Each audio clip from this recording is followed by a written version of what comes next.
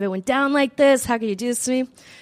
So I remember sitting in my bedroom, and I'm crying. And I'm like, oh, my God, I'm single again. Oh, my God, this is such a douchebag. Why? And my brother, my younger brother at the time, is when he comes in, and he sits down by me, and he gives me a shoulder to cry on, and he tells me all the lovely things you want to hear in that moment, right? Oh, you deserve better. He doesn't know what he's missing. You'll get over it. You're good. You'll get over it, right? But it's okay. Cry right now. I remember my mom putzing around, right? And she comes to my doorway, and she's just like, oh, are you still upset? And I'm like, yeah. I just broke up with him in a voicemail. Like, yeah, it just happened. And she's like, oh, you just get over it. It's okay. You'll get over it. And then she goes on with her life, right? I know. Look at that face, right? Some people are like, damn, your mom's cold, right? That's harsh. Like, not even a hug. And I will say this, my mother's incredibly loving, and she's incredibly supportive, and she is like one of the biggest influences of my life. And I love her beyond words can ever express. But she has that element, right? She has that element. Even if you're in tears, even if you're breaking down in front of her, she's like, oh, yeah, just get over it. Move on. And I realized, reflecting on that what it's taught me is, on one hand, resiliency is something that is very powerful. To persevere, to have that grit, to know, even in your worst moments, that you are going to be okay, you are going to get over this at some point, is a powerful thing. But what I also realized in that moment was like, but that's not fair to ask me to get over it right now. Give me a moment. Let me cry it out, right?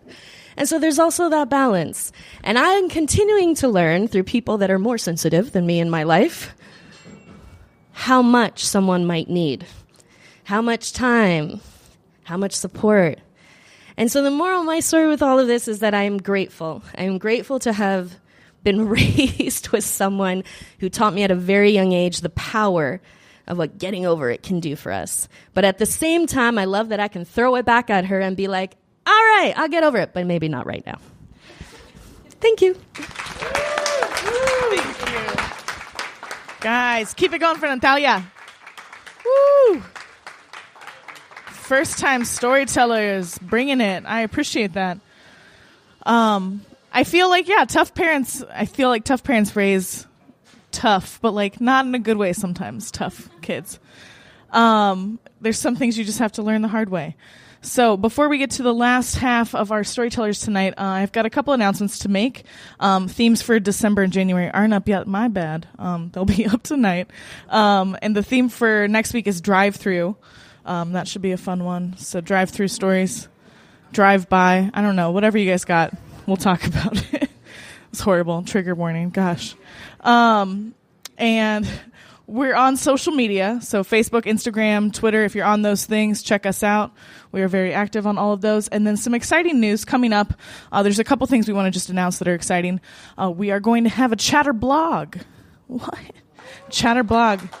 You put chatter in front of anything, and that's what we do here. It's real easy. The show title just makes it real easy.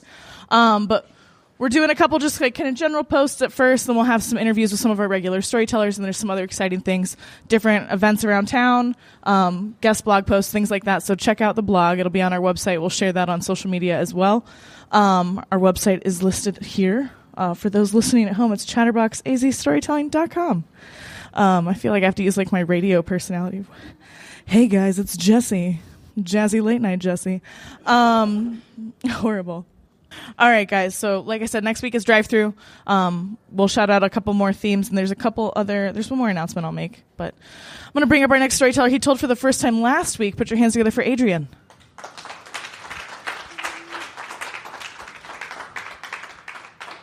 Keep it coming, guys. Hello. Thank you so much for coming here. I'd like to say thank you for the people that are controlling the temperature in here. I understand that it's pretty nice and warm. I'm trying to stay away from this corner because it's 90 degrees. It's a weak joke just to test out the mic. And I'm going to tell some stories. My first one is going to be about rejection. When I was younger, back in my more younger and vulnerable days, 7th grade, I was in love with the idea of being in a relationship with someone who likes me just as much as I like them. And my friends, they would set me up on these little challenges, and these challenges would shatter any 12-year-old's amount of self-love. Because I would be challenged to like ask out 9 girls in 1 week, and as a little 12-year-old me, that didn't really turn out so well. So I think that's just Hollywood that, tricks us into believing that a guy could just lock eye contact with some girl across a classroom, and after class, it's really loud.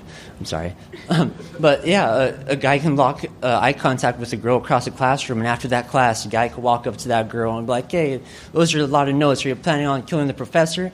And then the girl would be like, you're hilarious. We should get married in 90 minutes and sign a prenup. But in real life, that guy gets interrogated and locked up for life.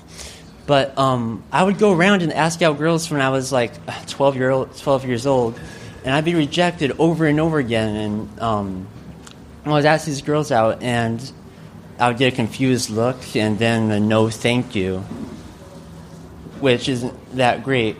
But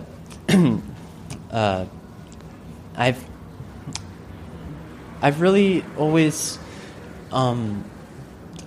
that always followed me around. Even to this day, I'm still scared of being rejected, and it really sucks because it's like having feelings and you don't act on them. You just let them pass. It's like what you said, when you have feelings and you just bury them down, and one day you'll die. But more importantly,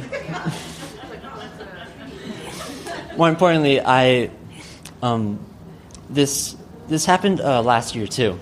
It was my first semester in college. I sat down in this English class, and I sat down in my little swivel chair. I looked around the room and I was like, who are these people that are sitting next to me? And I spotted this one girl from across the room, strong eye contact with me, deeply. She looked at me the way every guy wants to be looked at. And I immediately did what any guy would do. I did the sensible thing. I did a full 180 in my wheelchair to see who was she looking at. And I was faced a wall. And I was like, any other guy would have thought, oh, no one's behind me. She's clearly checking me out. I should totally talk to her. And what I thought was, she's clearly using me as a thought spot. When you look at an object in the room and think about your complexities and how you could fix it. And I didn't make much of a big deal out of it. She kept using me as a thought spot for the past weeks. And I told my friend about it, and he was like, dude, you should totally go talk to her. And I said, okay. So I did. We started talking over a few weeks over Snapchat lightly, which, by the way, is the worst texting messaging service in the industry. I mean, I'm sorry. I like to see my messages not disappear, but it was like last semester, so I'm pretty sure there's more updates. I don't text on Snapchat that much. But, yeah, we would talk over Snapchat, and I would eventually feel comfortable enough, and I would build up the nerves, pass those nerves, and ask her out. And she said, I'll think about it. And nothing good happens after that phrase. You ask for a proposal, or there's a life-saving operation for low cost. I'll think about it. I mean, but moreover, I got after she said that to me, a couple hours later, she sent me a text and was like, you're a really nice guy, but I'm too busy to go out on a date with you. And I've always been the nice guy. When I was in 7th grade, I was always a nice guy despite all the hilarious things that happened to me. For example, my last name is Rice, so I would always be even my closest friends couldn't keep it together when they learned that my last name was Rice. They called me a rice bowl, fried rice, little weenie. And apparently my principal didn't think that was far enough. And I say that because I was called to her office over on the morning announcements one morning, and she said, and the award for the Mayan reader goes to Adrian Rice. I mean, my bad. I said that bit wrong. And so she went on the announcements. It was she said, come down to the office for the most books read over the summer, 200 books. Come out of the office, and the winner is Asian rice. And that, everyone in the classroom, I was in my history class, everyone was like, Asian rice? And I leapt out of my seat like some lame superhero announcing his identity. And I was like, yeah, it's me. I'm Asian rice. And I left out the door. And I stormed around the whole school because I had a whole bunch of hungry mouths to feed because I had Asian rice. But that's my name. But I told this story about rejection because it still sticks with me. And I want you guys all to know that whatever your insecurities, don't be afraid to act on your feelings, because that's going to be the worst regret. My dad tells me this, my friends tell me this, but it's still something I can't get over. I don't know why. It's just, I always try my best to work through it. I talk to girls all the time. It's just, I don't really take that step. And I'm really thankful that you guys all came today.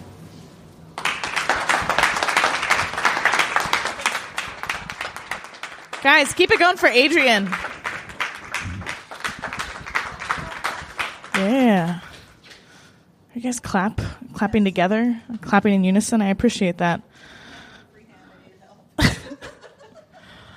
All right, guys. We've got a couple more storytellers left. There was one more thing I was going to tell you that I forgot to tell you. And that is, we are starting to do show takeovers, which is essentially other organizations, groups, or people in the community that are interested and involved, that we'd like you to know more about, are going to come to the show, take about 3 to 4 of our storytelling slots, but there will still be an open mic, just to let you know a little bit more about who they are, what they do, and how you can get involved with what they are doing. So if you are in an organization, you belong to one, you know someone, you want to talk to me more about it, please come see us after, and we can answer those questions for you. All right. Without further ado, someone that you all know and love, the co-hostess with the mostest. Put your hands together for Estevan.